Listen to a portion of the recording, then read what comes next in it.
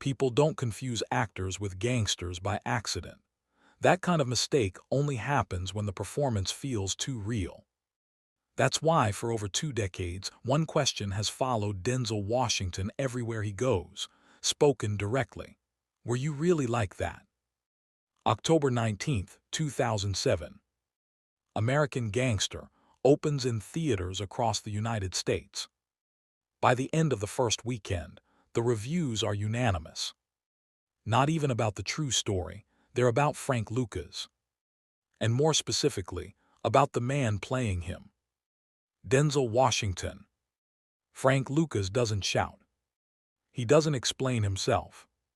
He walks into rooms like gravity changes direction.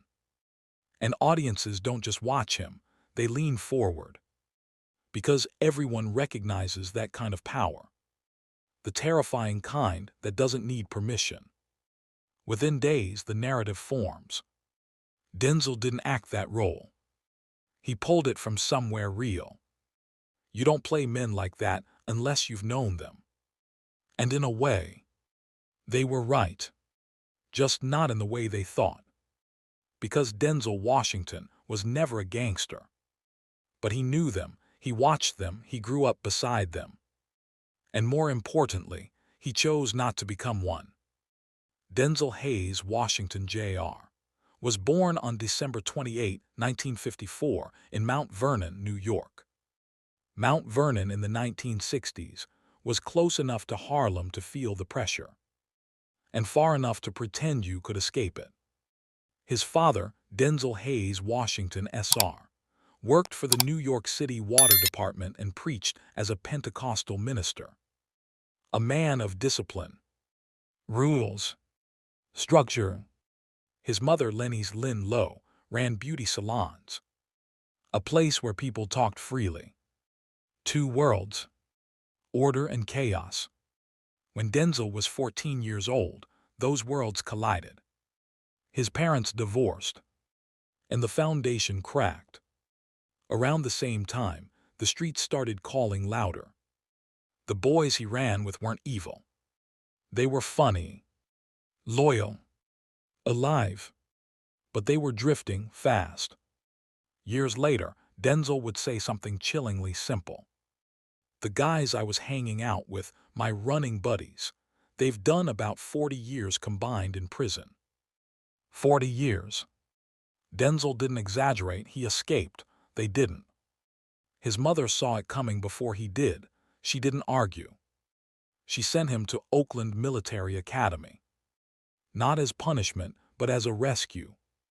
That decision saved his life. Military school gave Denzel something the streets never would. Structure, accountability, consequences. It taught him how to control anger, how to stand still, how to speak without wasting words. Traits that would one day make him terrifying on screen. But at the time, he was just a kid who felt lost. After graduation, he drifted again. Florida Daytona Beach, Mainland High School. Then Fordham University. Undeclared. Chemistry. Biology. Law. Journalism. Nothing stuck. By his junior year, he was on academic probation.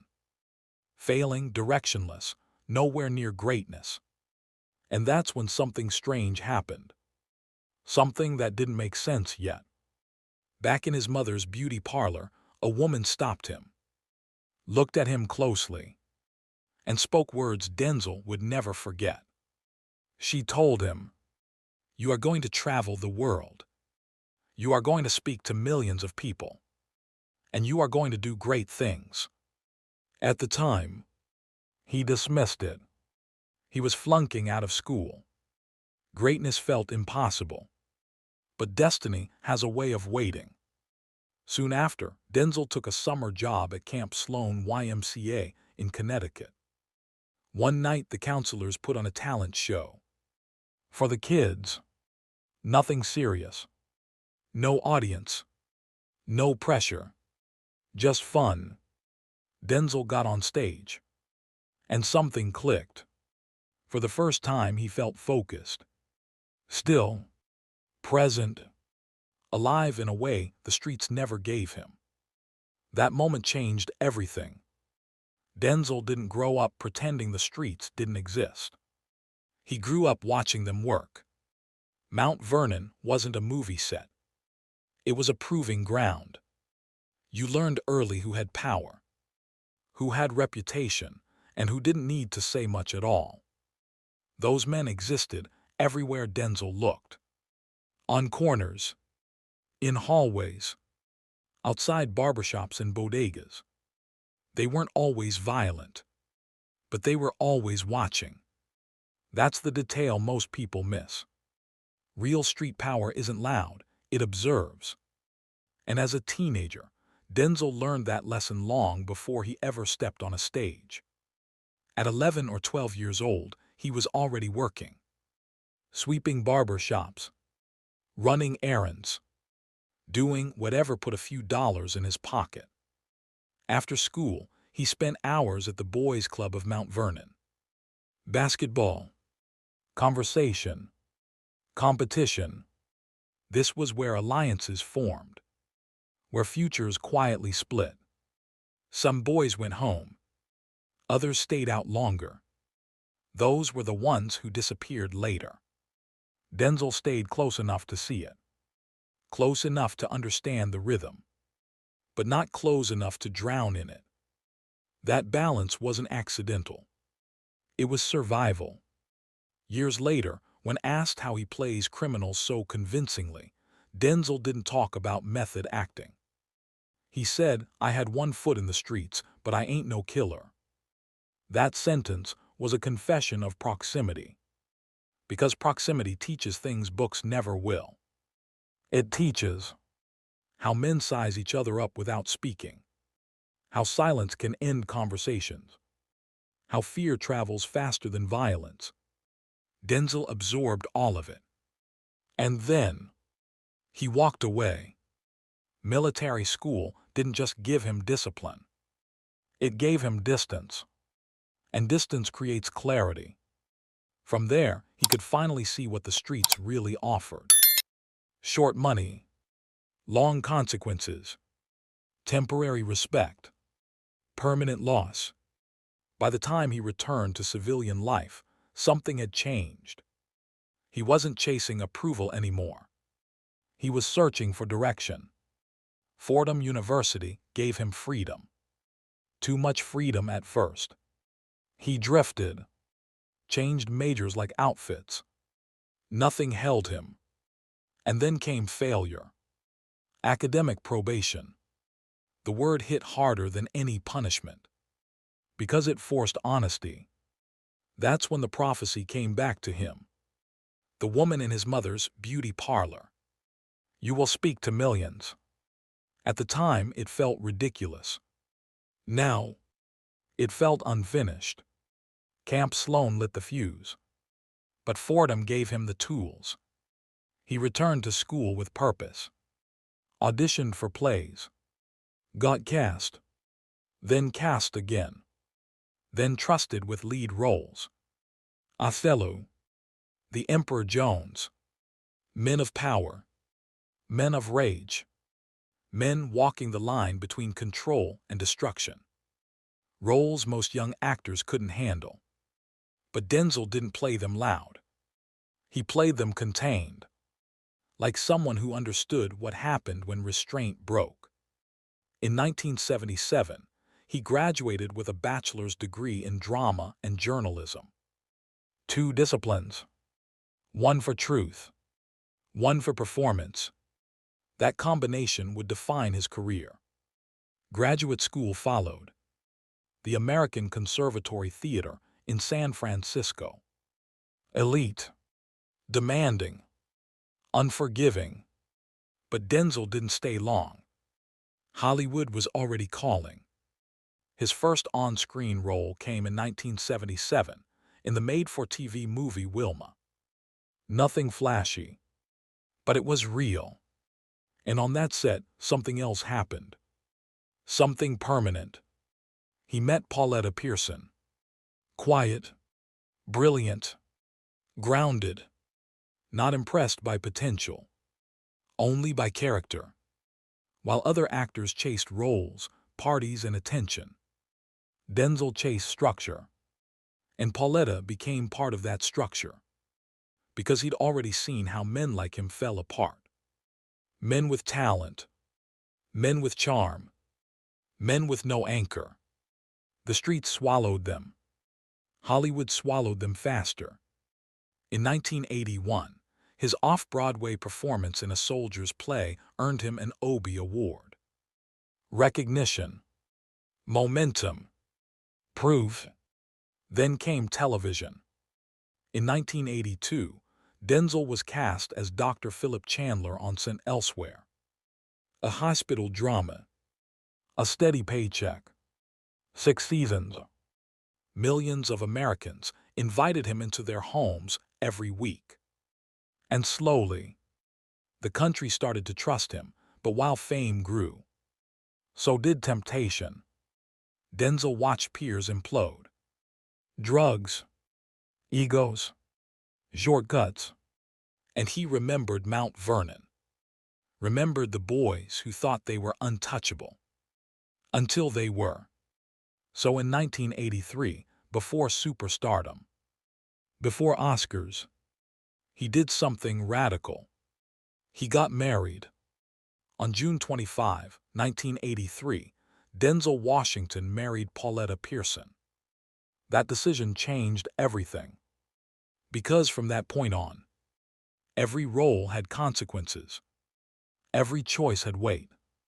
Was filtered through a man who had something to lose. That's why his criminals don't feel reckless. They feel deliberate, measured, dangerous. Because Denzel understood something early. Real power doesn't rush. And real gangsters, the most terrifying ones, never look angry. Some moments don't make sense when they happen. They only make sense later. After the struggle, after the doubt. For Denzel Washington, the prophecy didn't come true all at once. It waited.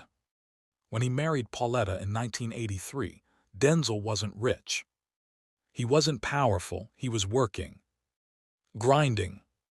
St. Elsewhere gave him visibility. But Hollywood wasn't sold yet. Back then, black actors weren't trusted with complexity. You were either safe or you were a stereotype. Denzel refused both. In 1989, everything changed. The film was Glory. The role was Private Trip. A runaway slave. Illiterate. Angry. Terrified. A man broken by cruelty. Denzel didn't make him noble. He made him human. The tears. The fear. The humiliation. Uncomfortable to watch. Impossible to forget. That performance earned him the Academy Award for Best Supporting Actor. His first Oscar. The first black actor to win in that category in over 25 years. But even then, he didn't celebrate loudly.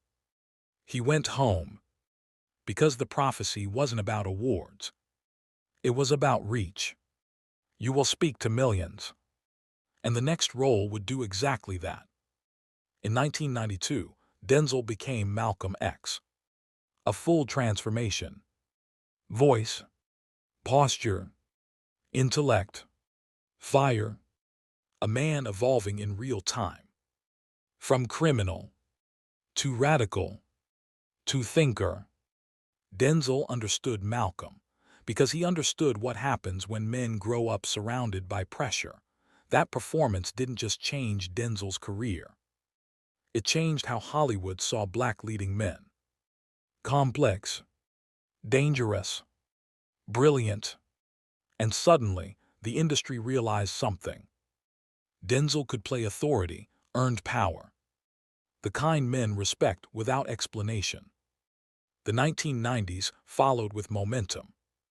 Philadelphia, The Pelican Brief, Crimson Tide, Courage Under Fire, The Preacher's Wife. Different roles, same presence, always controlled, always measured. But it was 1999 that pushed him closer to the edge. The Hurricane, Reuben Hurricane Carter, a boxer framed for murder, a man broken by the system. Denzel carried the rage quietly, like someone who understood injustice without being consumed by it. Then came 2001, the role that confused America. Alonzo Harris, Training Day. This wasn't a gangster. This was a predator with a badge. Charismatic, funny, violent, unpredictable. Denzel didn't soften him. He didn't redeem him. He let him rot. And audiences were disturbed by how convincing it was. That performance earned him his second Academy Award. Best Actor, making him only the second black man in history after Sidney Poitier to achieve that honor. And suddenly the label stuck. Denzel plays dangerous men. Denzel is a dangerous man. But that label ignored something crucial. Denzel never glorified criminals. He showed consequences. His characters always paid, always fell, always lost something. Because Denzel understood the streets weren't romantic. They were tragic. And all of this, every role, every performance, every moment of silence on screen, was filtered through faith. Denzel reads the Bible daily. He's spoken openly about it. He once donated $2.5 million to build a church in Los Angeles. At one point, he seriously considered becoming a preacher. Just like his father. That's the contradiction people struggle to understand. A man of faith, playing men without it. But that's exactly why it works. Because Denzel never admired the darkness. He studied it, so he could show it honestly. Which is why when Ridley Scott began casting American Gangster, there was only one name that made sense. Hollywood doesn't destroy men overnight. It does it slowly. With applause. With access. With temptation disguised as reward. Denzel Washington knew that. Because he'd already watched what happens when structure disappears. By the time Malcolm X premiered in 1992, Denzel could have become untouchable. Studios wanted him. Audiences trusted him. Power was available. That's when most men drift. That's when marriages crack. That's when ego starts calling the shots. Denzel didn't drift. He stayed home. Pauletta Washington was never a background figure. She was a decision. She retired from her own Broadway career after their first child was born. Not because she had to, but because they chose stability. Their first son, John David Washington, was born on July 25, 1984. 2 years later came Keisha. In 1991, twins Olivia and Malcolm were born. 4 children. A full house. Denzel once said something revealing. I don't want to be alone. I don't want to die alone. That wasn't fear, that was awareness. Every gangster Denzel would later play. Every criminal mastermind. Every man who thought power was everything. Was contrasted by what waited for him at home. A wife who didn't fear him. Children who didn't worship him. A life that demanded presence. That's why his performances feel grounded. Because off-screen, he answered to something real. While other actors chased chaos for inspiration, Denzel chased discipline. He avoided nightlife, avoided scandals, avoided excess.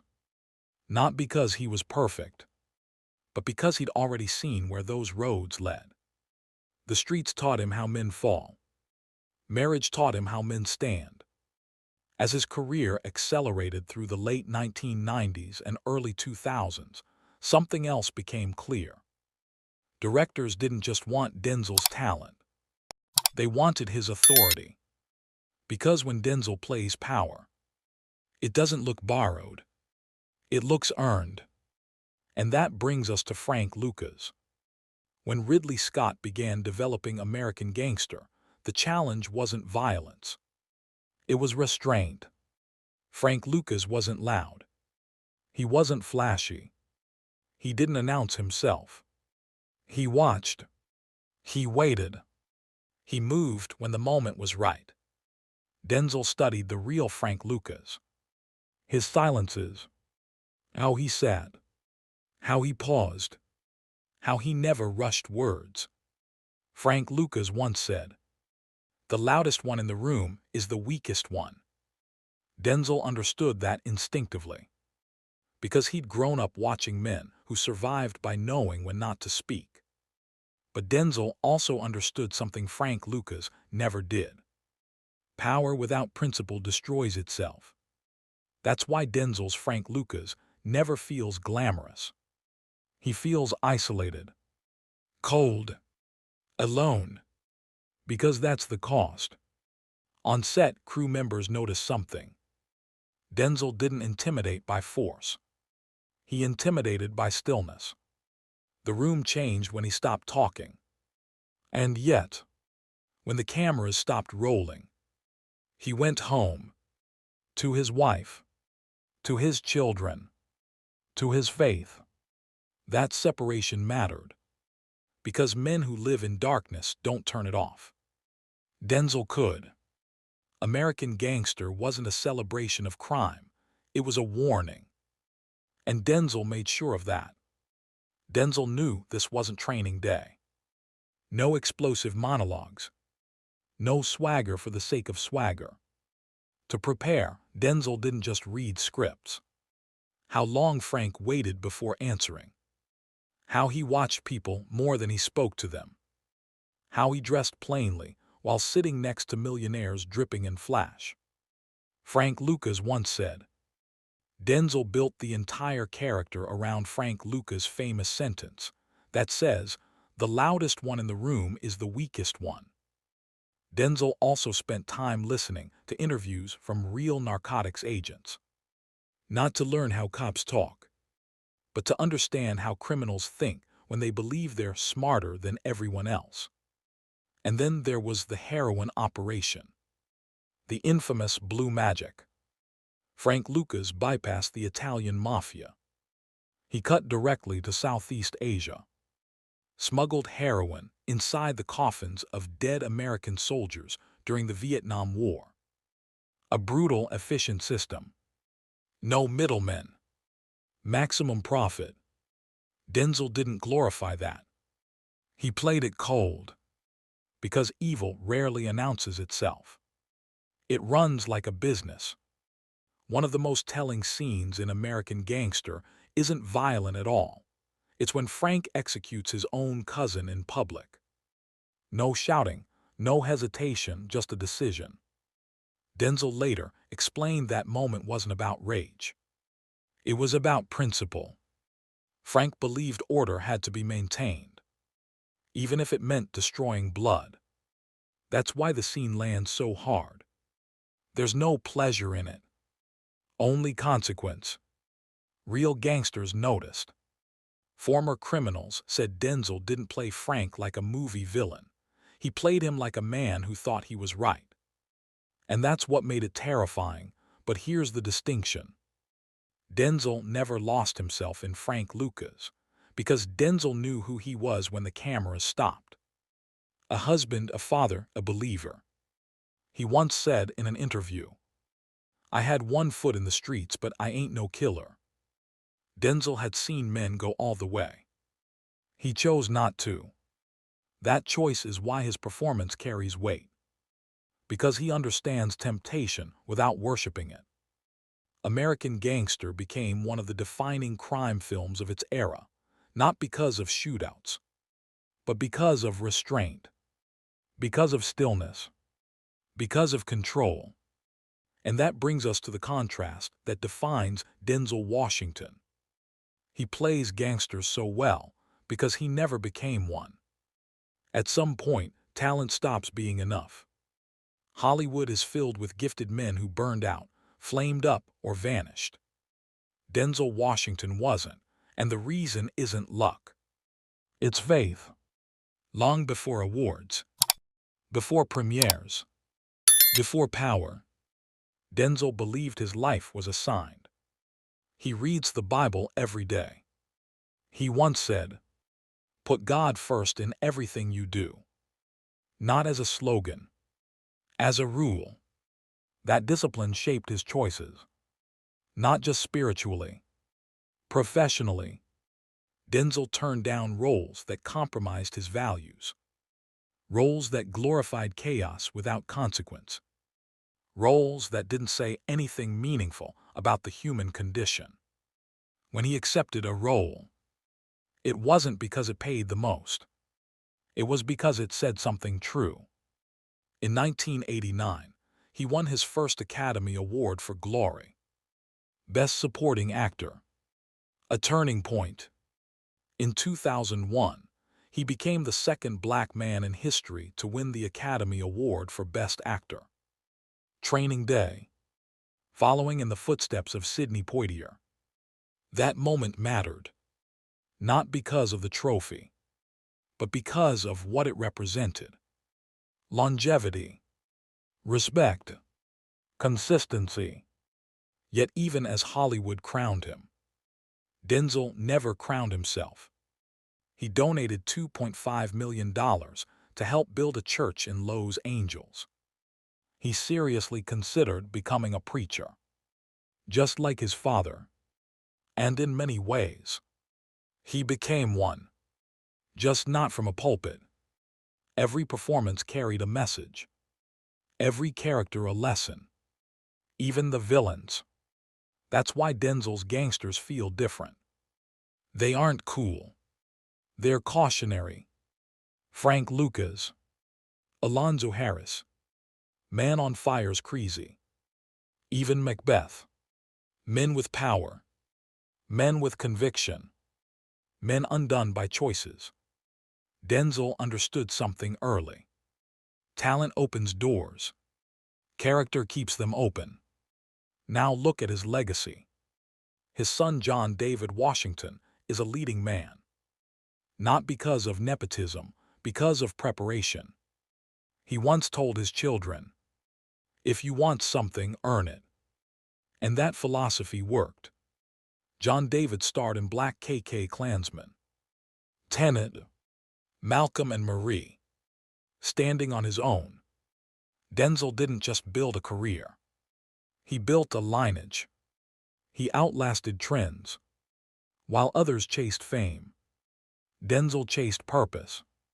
That's why he can play criminals without becoming corrupt. That's why he can portray violence without promoting it. That's why his work feels timeless.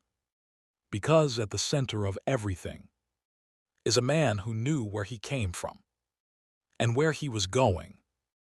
Denzel Washington has never claimed the streets. He's never worn prison scars like medals. Never glorified violence as a lifestyle. Never confused survival with power. And that's exactly why his gangster roles work. Because Denzel understands something most actors never do. You don't have to live a life to understand it. You have to observe it honestly. He grew up close enough to danger to recognize its pull. Close enough to hear its promises. Close enough to watch it ruin people he loved. But not close enough to lose himself. He said it himself. "I had one foot in the streets, but I ain't no killer." That sentence explains everything. When Denzel plays Frank Lucas, you don't see fantasy. You see a man who thinks control equals safety. Who mistakes power for permanence. Who believes intelligence can outsmart consequence. And when that empire collapses, there's no surprise. Only inevitability. That's the difference between Denzel Washington and the characters he portrays. Hollywood has crowned many kings. Most faded. Some fell. A few disappeared. Denzel endured, not because he chased relevance, but because he stood on principle. He honored his marriage, honored his faith, honored his craft, and in doing so, he became something rarer than a movie star. He became trusted, trusted by audiences, trusted by history. Today, when Denzel Washington steps on screen, we don't ask if he can carry the role. We wait to see how he will. Because whether he's playing a kingpin, a soldier, a preacher, or a poet, he brings the same thing every time. Truth. Not the truth of the streets, but the truth of choice. And that's why Denzel Washington isn't a gangster, yet plays one better than anyone alive. If stories like this matter to you, real journeys, real consequences, real legends, then don't just watch and leave. Subscribe, because this channel doesn't chase rumors. It documents legacy. Hit the like button if this story moved you. Subscribe if you want more untold lives, deeper truths, and legends explained the right way. And turn on notifications